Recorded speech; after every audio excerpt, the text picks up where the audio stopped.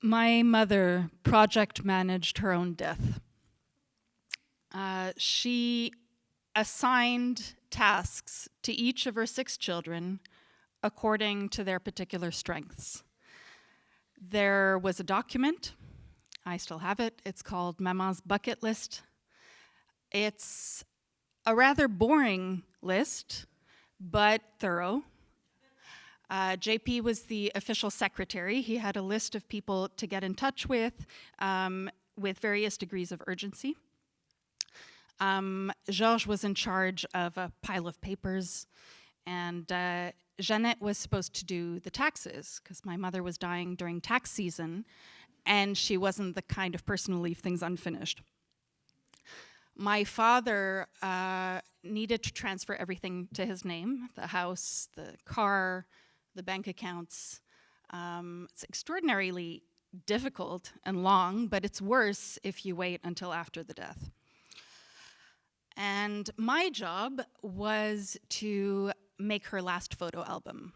So she and my dad had just completed a journey around Africa, and she always made a photo album after her trips. By the time I actually made the album, she was not able to chime in. So we had a little committee that was trying to figure out what the pictures were, and my dad was in the pictures, but he was no help at all. Between Africa and her death was 10 weeks. 10 weeks to turn her home into a hospice, 10 weeks to learn how to be nurses, 10 weeks to say goodbye. So it's sometime in February, almost exactly 1 year ago. And it's daylight, and my sister Josiane and I are on duty. We were working in shifts around the clock, taking care of her, helping her body do the things that we healthy people take for granted.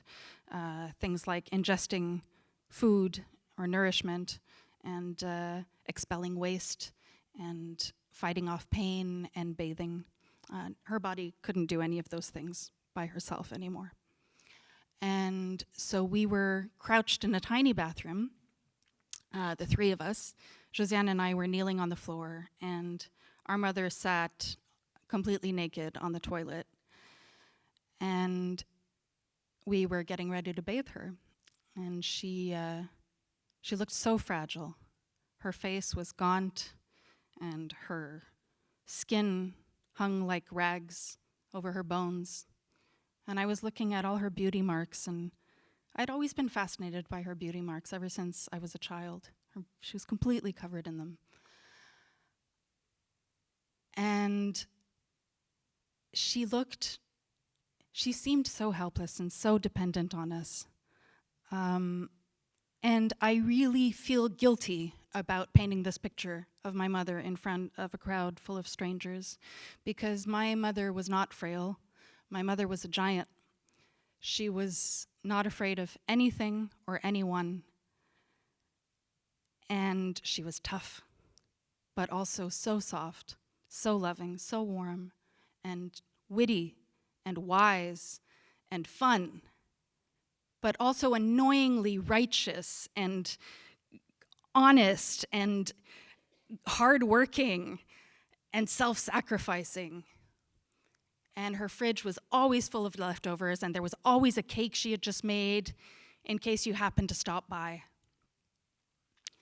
So we're crouched in the bathroom, and she has something to say, and it's very difficult for her to speak at this point. So whenever she has something to say, we stop what we're doing, and we lean in. And I put my hands on her arms, and I bring my face close to hers, close enough to kiss it. And her face is twisted up, and she's suffering. Not in her body, she's suffering inside. And she has a question for us. What is it, Mama? She asks, is this acceptable to God?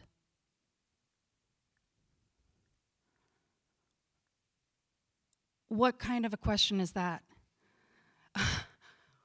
Is this acceptable to God? What does that mean? And why are you asking us about God? I don't know anything about God. You're the one who knows God. You and he are tight. I mean, you talk. One thing you need to understand about my mother is that when she was 8 or 10 years old, she got in trouble for pretending to say Mass. She was consecrating the Holy Communion and with her little cousins and siblings, and she got caught and she got in trouble. She was too Catholic for Catholicism. And when she found out as a child that she couldn't be a priest, she asked God for another calling. And God told her that she would be a mother. And a mother she was. She had 6 children biologically, 1 miscarriage. She adopted 1 teenager from a refugee camp. She had about 20 grandchildren. And then a dozen or so surrogate children that she had taken under her wing and who called her mom because their parents didn't love them enough or didn't love them the right way. And she fed everyone.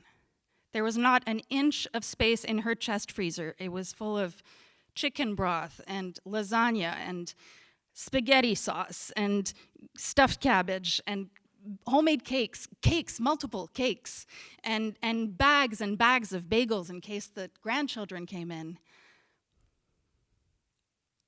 Is this acceptable to God? What do you mean? What are you asking? Are you embarrassed? Are you ashamed because we're taking care of you, because we're waiting on you hand and foot? Are you worried that God is angry with you, that he's turned his back on you? Are you worried that you're disappointing him, that you're not following his plan because we're stuffing your body full of medicine and forcing you to stay alive? What are you asking us? And what is the right answer? And by right answer, I mean the answer that will make her suffering and her dying easier for her. Because at that point, that's our only job, is to make her suffering and her dying easier for her.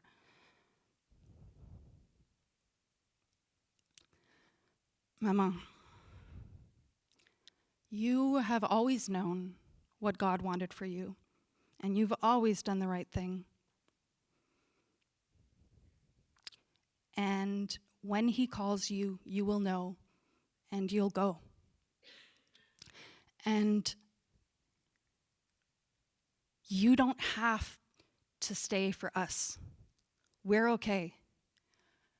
And in fact, we're happy. Because you've given us everything we've ever needed. You don't have to do anything anymore. You don't have to do anything ever again. But that wasn't quite true. She still had visitors coming. She had siblings. She had some of her surrogate children who hadn't arrived yet. And she stayed alive. Shortly before her death, she had a moment of lucidity, and she looked at us and she said, "Why am I here? Why am I still here?" And we said, well, maybe because Mirek and Eduardo flew in yesterday, and now is your chance to say goodbye to them. So she said, okay. So we propped her up, and we all gathered around her bed, and she said goodbye, and I love you, to every single person who was there. And we said, thank you. You can go now. It's okay. Over and over again, she asked us if she could go, and over again we said she could. Who knew dying would be such hard work, she said. It's okay, Mama. You can go. You can go. We'll be fine. We'll be fine. That's the lie I told my parents.